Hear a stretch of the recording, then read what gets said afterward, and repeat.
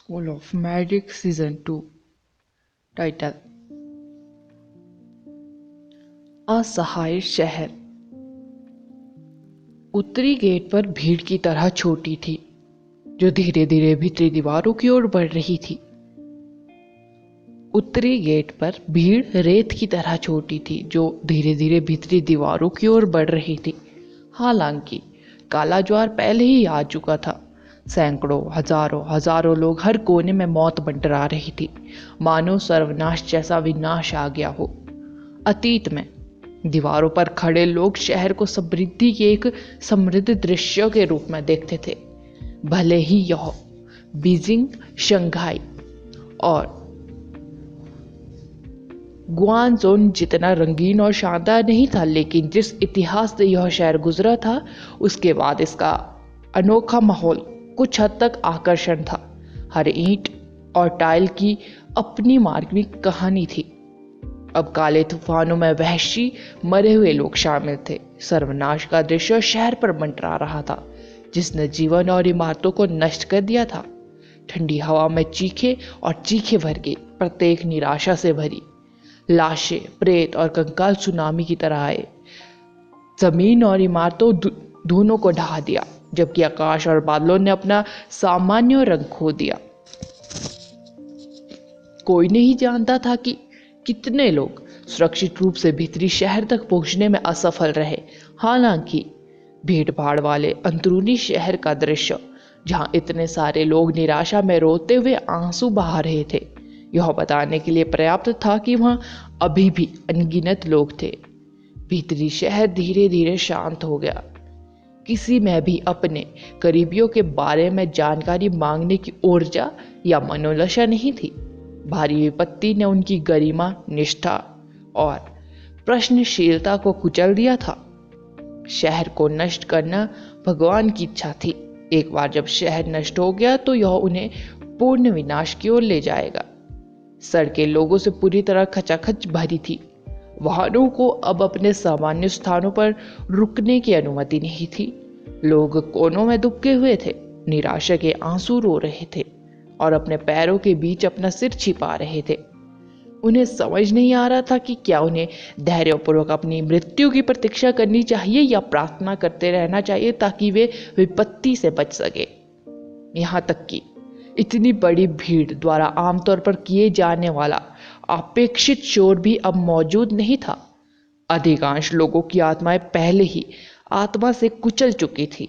उनके पीछे केवल खाली गोले बचे थे।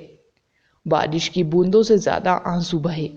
उनके दिलों में ठंड सर्दियों की ठंड से भी अधिक मजबूत थी। कोई भी अपने व्यक्तिगत लाभ या हानि के बारे में कम परवाह नहीं कर सकता था। या क्या वे उन स्थानों पर रह सकते थे जो थोड़े आरामदायक थे? आखिरकार उनके पास मरे हुए सागर द्वारा निगले जाने के माध्यम से बचने का कोई मौका नहीं था। शायद हर कोई पहले ही मृतकों के राज्यों में गिर चुका था, जहां मनुष्य बहुत क्षुद्र और तुच्छ प्रतीत होते थे। समीर लोगों से भरी सड़कों पर भीड़ के बीच से गुजरते हुए गहरी सांसें लेता रहा और अपनी मुट्ठियों को भींचता रहा।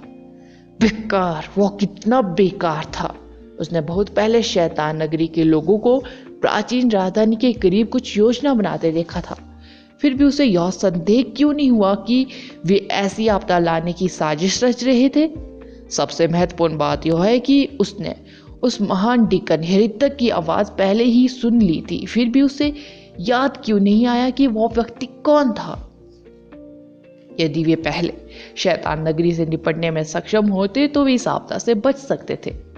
सड़कों पर लोग उम्र या लिंग की परवाह किए बिना एक साथ खड़े थे। हर किसी का चेहरा खाली था, इसलिए नहीं कि भीतरी छोटे से भीतरी शहर में सर्वनाश हुआ था, बल्कि उनके परिवारों और दोस्तों की यादों के कारण जिन्हें मरे हुए लोग निगल गए थे, जिससे उनसे आगे जीने की इच्छा या प्रेरणा छिन गई थी। कई लोगों के लिए यहाँ तक कि उनकी किसी करीबी की मृत्यु भी सर्वनाश के रूप में देखी जाती थी। अकेले ही जब वे इस दुनिया में अकेले रह गए थे। यह क्या है? रितिका ने पूछा जब उसने समीर की आंखें लाल होती देखी। समीर ने अपनी गीली आंखें पोंछी और खट्टी आवाज का एक कौर निकला।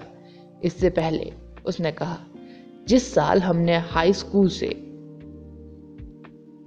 पढ़ाई की, जब हमारा अमृत शहर खून की नदियों में बदल गया था, मैंने खुद से कहा कि मैं ऐसा कुछ नहीं होने दूंगा दोबारा। मुझे और अधिक मजबूत बनना होगा, इतना मजबूत कि मैं ऐसी किसी भी चीज को नष्ट कर सकूं जो मानव जाति के लिए निराशा लाए। लेकिन इतने वर्षों के बाद वही चीज फिर से हो रही है, लेकिन लोग मर चुके हैं, अधिक मैजिशियन की बलि दी जा चुकी है और मैं अभी भी वही बूढ़ा हूं, कुछ भी करने में असमर्थ हूं। मैं बस यह सब घटित होते देख सकता हूं, एक बेकार कूड़े के टुकड़े की तरह। छोटा महसूस करने की भावना कुछ ऐसी थी जिससे समीर की हड्डियों को नफरत थी। भीतरी शहर की रक्षा करने वाला सुनहरा अवरोध अधिक समय तक नहीं टिकेगा। कुछ ही समय में वह अपने आसपास के लोगों को फिर से मरते हुए देख रहा होगा। इसका अनुभव उसे पहले ही हो चुका था। वह दोबारा वही यातना सहने के बजाय मर जाना पसंद करेगा। वह कुछ करना चाहता था। जब उसने अपने आसपास लोगों को पीड़ित देखा तो वह उनकी मदद करना चाहता था। उनकी मृत्यु का क्षुद्र इंतजार करने से बेहतर कुछ भी नहीं था। यह आपकी गलती नहीं है।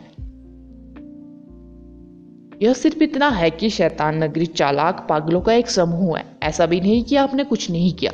कम से कम आपको पता चला कि इस साजिश के पीछे कोई अमृत झील का है। एक बार जब आदर्श को आपके पुराने सहपाठी मिल जाएंगे तो शायद हम यह पता लगा सकेंगे कि वह मान डिकन ऋतिक कौन है। ऋतिका ने उसे सांत्वना देने की कोशिश की। जैसे ही ऋतिका ने अपना वाक्य पूरा किया, उसने देखा कि भीड़ के बीच कुछ लोग उनकी ओर आ रहे हैं। उनका नेतृत्व करने वाला व्यक्ति कोई और नहीं बल्कि आदर्श था, जो अभी भी अपनी उसी काली शर्ट में था। आदर्श यहाँ पर ऋतिका ने अपना हाथ लहराया। आदर्श ने कुणाल, कायरा, हेमंत, कार्तिक को अपने पास ले आया। उसने फेंगू पर नजर डाली जो उनके साथ रुका था, और जब उसने समीर की खून से लथपथ आंखें देखी तो उसके चेहरे पर एक अजीब सी मुस्कान आ गई। कुनार और अन्य लोगों का रूप भी वही अप्रिय था। उन्होंने पहले भी ऐसा ही देखा था। उन्होंने सोचा कि सब कुछ पहले से ही अतीत में था। फिर भी यह पता चला कि एक डरावना दुःस्वप्न आ गया था।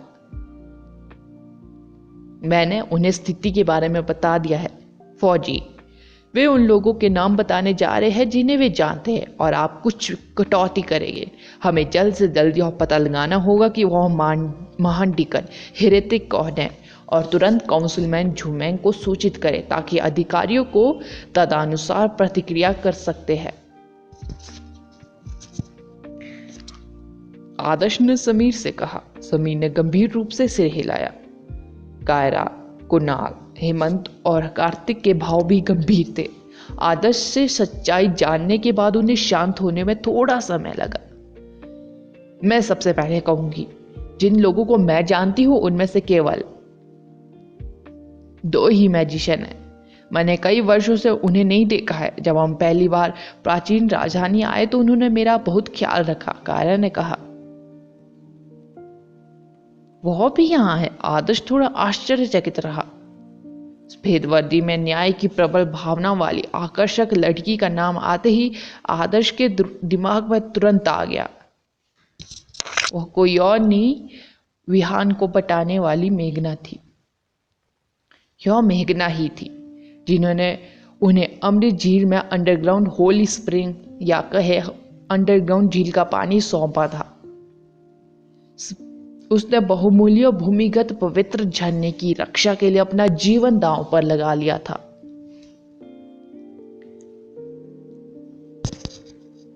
वह निश्चित रूप से उन कारणों में से एक थी जिसकी वजह से अमृत झील पूरी तरह से नष्ट नहीं हुई।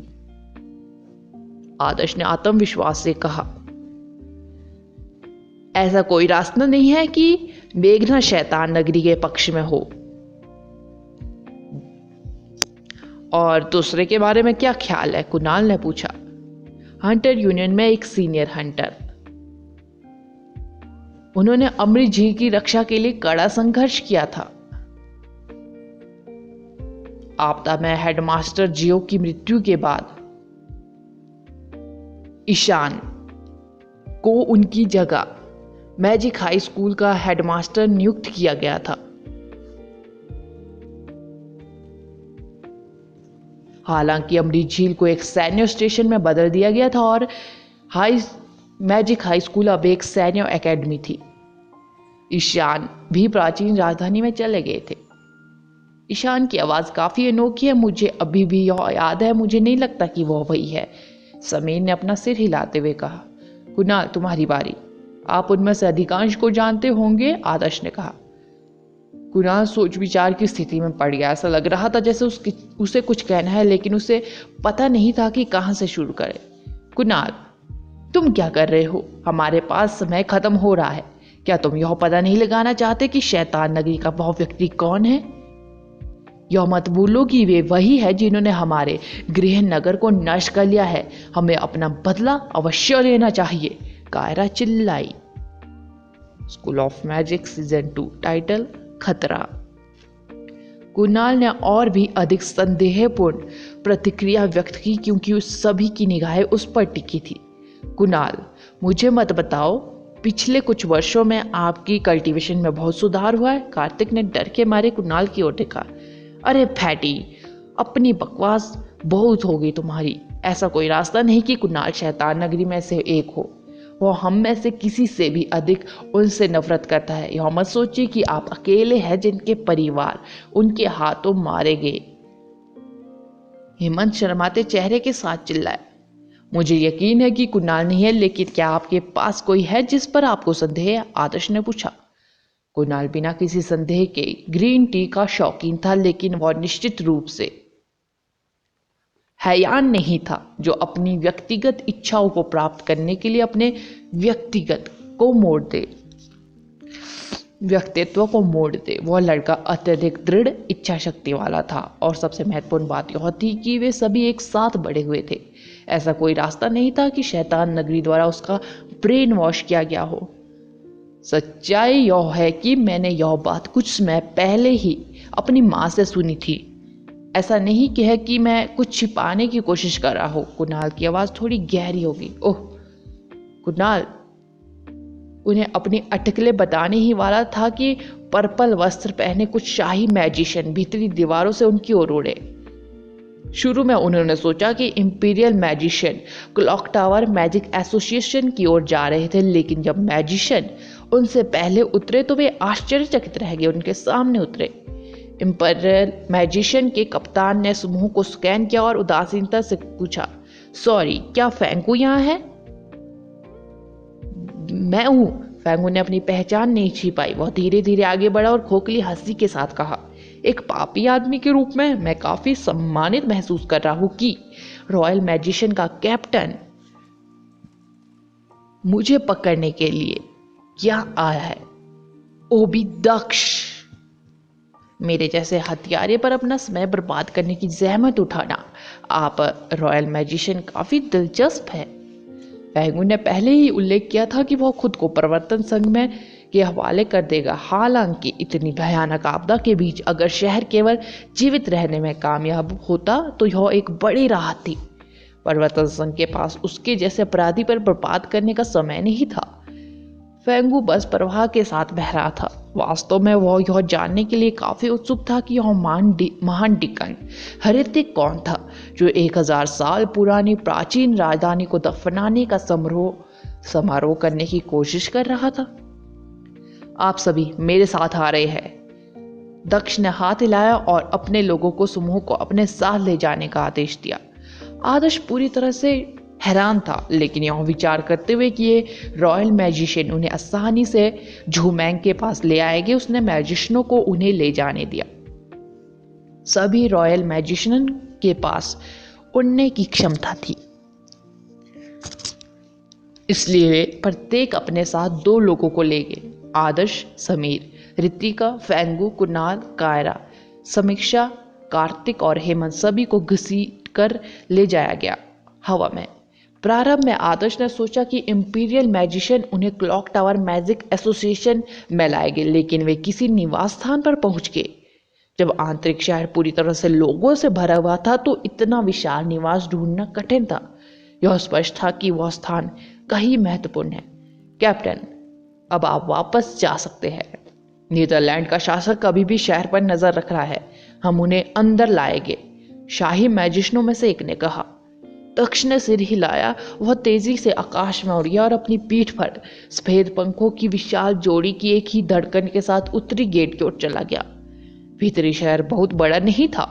इंपीरियल मैजिशियनों के कैप्टन को आगे पीछे यात्रा करने में ज्यादा समय नहीं लगा। फिर भी यह काफी चौंकाने वाली स्पीड थी कि उन्होंने इंपीरियल मैजिशियनों के कप्तान को फेंगू का शिकार करने के लिए भेजा, जो उसने किया था। यहाँ प्राचीन राजधानी में रॉयल मैजिशियनों के कैप्टन का दर्जा काउंसिल मैन झूमैंग से ऊंचा था। वह संपूर्ण प्राचीन राजधानी में मैजिशियनों की सबसे मजबूत टुकड़ी का प्रभारी था, जिसमें सर्वश्रेष्ठ एडवांस मैजिशियन भी शामिल थे। फ्लैश माउंट शव अधिकारियों ने बाहरी शहर में लोगों की निकासी को बहुत ज्यादा रोक दिया था। हालांकि इंपीरियल मैजिशियन अभी भी थोड़े समय के भीतर कई फ्लैश माउंट कॉर्प्स अधिकारियों को खत्म करने में कामयाब रहे, अन्यथा जिन लोगों को सफलतापूर्वक आंतरिक शहर तक पहुंचाया गया था उनमें से कम आधे लोग मर गए होते। तो वह दक्ष है। अफवाहें कहती है कि वह प्राचीन राजधानी का सबसे मजबूत आदमी है। उसने एक बार अकेले ही एक मरे हुए शासक को मार डाला था। कारा ने पर्पल रंग की आकृति को दूर उड़ते हुए प्रशंसात्मक दृष्टि से देखते हुए कहा। यह कहना अतिशयोक्ति होगी कि वह सबसे मजबूत है, लेकिन वह निश्चित रूप से टॉप 3 में है। एक दोस्ताना दिखने वाले इंपीरियल मैजिशियन ने मुस्कुराते हुए कहा। उन्होंने आवास में समूह का नेतृत्व किया। वास्तव में आवास पर काफी भीड़ थी। अधिकांश लोग घर के अंदर छुपे हुए थे। खूबसूरत बगीचा दवाओं से भरे बॉक्सों से भरा हुआ था। केवल एक ही रास्ता बचा था जिससे लोग मुश्किल से चल सकते थे। समूह के इमारत तक पहुंचने से पहले बाहर निकलते हुए एक बूढ़े व्यक्ति ने कहा, कहीं भी बैठने के लिए स्वतंत्र महसूस करे। समूह ने एक दूसरे से नजरें मिलाई। आदर्श दवा के डिब्बे पर बैठने वाले पहले व्यक्ति थे। अन्य लोग अपनी सीटों पर बैठने के लिए आगे बढ़े, हालांकि वे अभी भी स्थिति में पूरी तरह भ्रमित थे। मैजिक एसोसिएशन के उच्च अधिकारियों की ओर से मुझे फेंगू को यहाँ ले जाने के लिए आपको धन्यवाद देना चाहिए। काले बालों वाले बूढ़े ने उन्हें हल्का सा प्रणाम किया। फेंगू भी पूरी तरह से भ्रमित था। भले ही उसने हत्याएं की थी, लेकिन जिस स्थिति में वे थे उसे देखते हुए क्या उसे यहाँ भेजना वाकई जरूरी था। इसमें कोई संदेह नहीं था कि यह बूढ़ा व्यक्ति क्लॉक टावर मैजिक एसोसिएशन का अध्यक्ष हांजी था।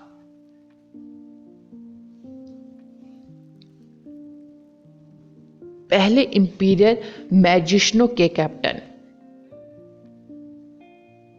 और अब क्लॉक टावर मैजिक एसोसिएशन के अध्यक्ष। हर कोई प्राचीन राजधानी का एक महान अधिकारी था, जिसके निर्णय पूरे शहर का भाग्य तय कर सकते थे।